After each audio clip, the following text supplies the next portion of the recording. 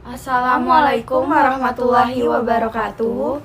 Kami, mahasiswa UHAMKA, Fakultas Keguruan dan Ilmu Pendidikan, Prodi PGSD, ingin mempresentasikan hasil kunjungan kami ke Museum Fathahillah yang terletak di Kota Tua.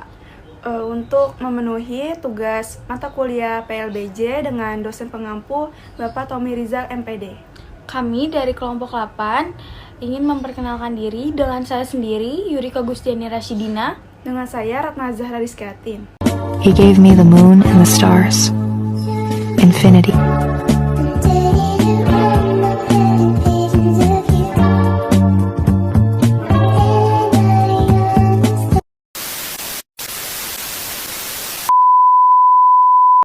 Memiliki nama resmi Museum Sejarah Jakarta.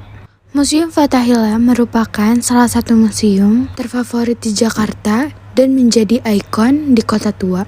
Untuk harganya sendiri, 5.000 untuk orang dewasa, 3.000 untuk mahasiswa, wajib memperlihatkan KTM, dan 2.000 untuk anak-anak.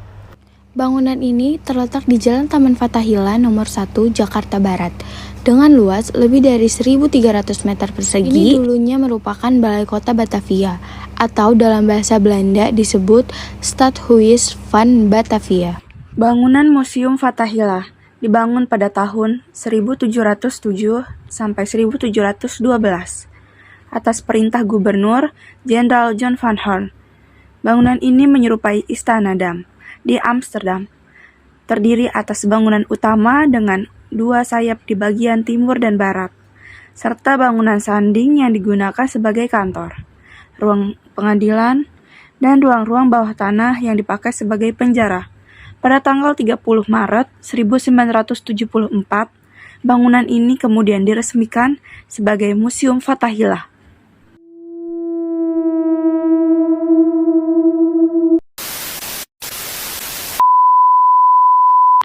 Sebelum menempati bangunan yang sekarang, kantor Balai Kota Batavia dulu berada di tepi timur Kali Besar pada tahun 1620.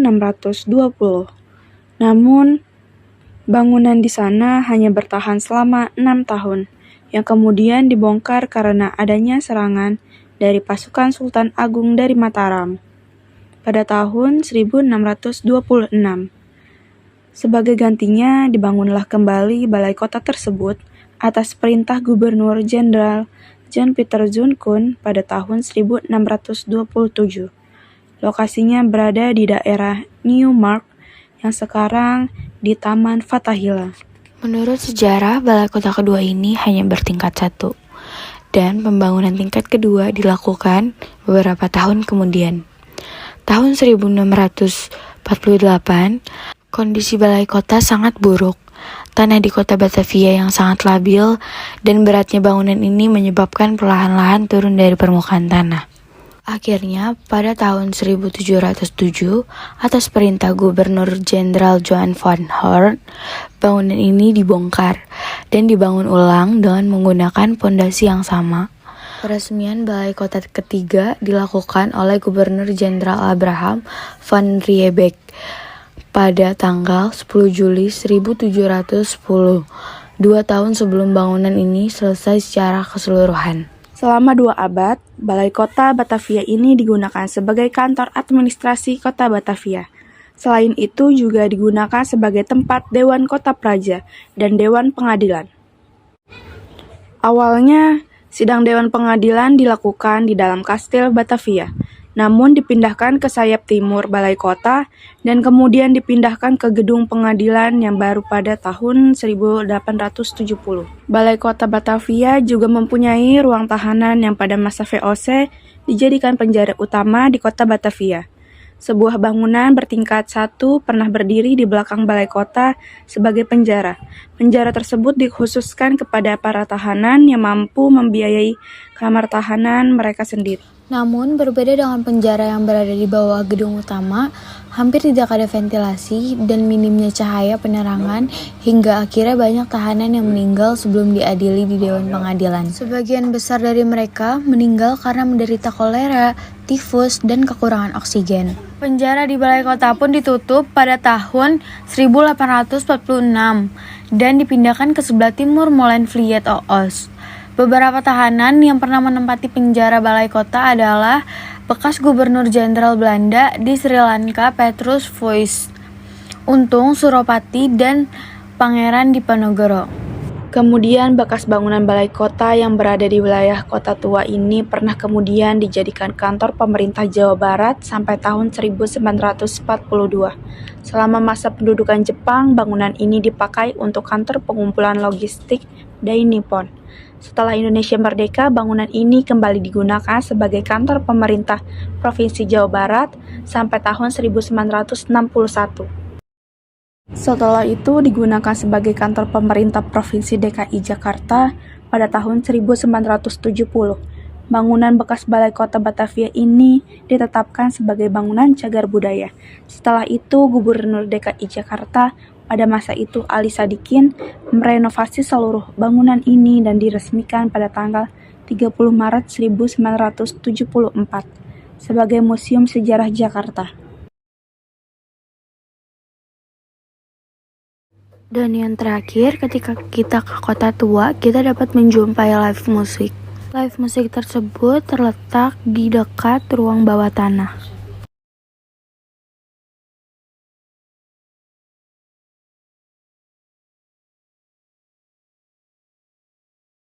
Seperti yang dapat kita lihat, di area ini terdapat kantin dengan berbagai macam makanan dan minuman khas Betawi.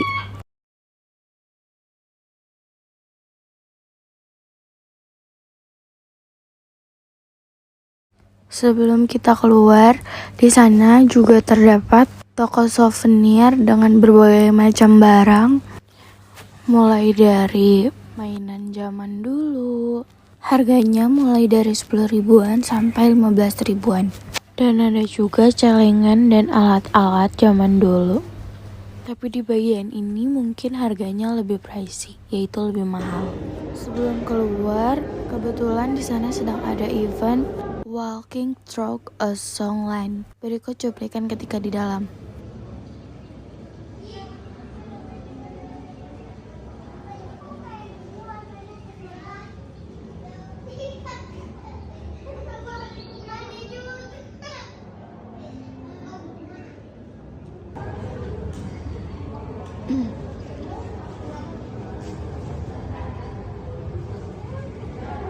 Harus gelapin, no? Jangan pakai ini.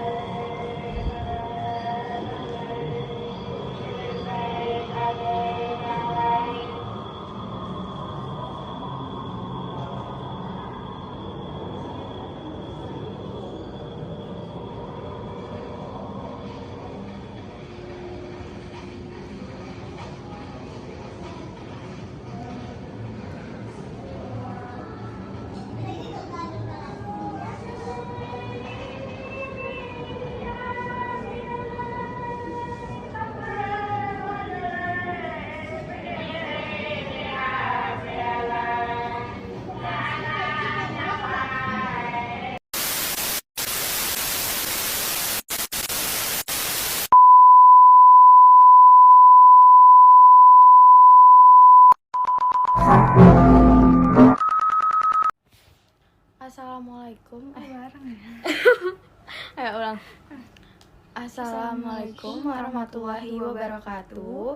Kami mahasiswa UHAMKA ke Fakultas Keguruan dan Ilmu Pendidikan Prodi PGSD kelas 2E ingin, kita kan belum nama. Iya. Assalamualaikum. Ayo nah. Assalamualaikum warahmatullahi wabarakatuh. Kami mahasiswa PGSD. Mahasiswa UHAM. Ayo nah. Langsung. Bu Dini membawa bonsai. Lalu duduk makan stroberi. Semuanya telah usai. Saatnya kami undur diri. Sekian presentasi dari kelompok kami. Assalamualaikum warahmatullahi wabarakatuh. Kami mahasiswa UHAMKA, Fakultas Keguruan dan Ilmu Pendidikan, Prodi PGSD, kelas 2E. Kami dari kelompok 8 dengan saya sendiri, Yurika Gustiani Rasyidina. Dengan saya Ratna Zahra Rizkyatin. Izin mempresentasikan hasil kunjungan kami ke Museum Fathahillah yang terletak di Kota Tua. Dengan apa ya? Gue lupa.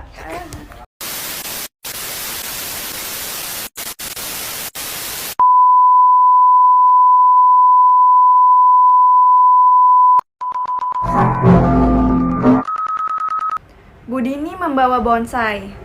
Lalu duduk makan stroberi. Semuanya telah usai. Saatnya kami undur diri. Sekian video presentasi dari kami. Kurang lebihnya mohon maaf. Wassalamualaikum warahmatullahi wabarakatuh.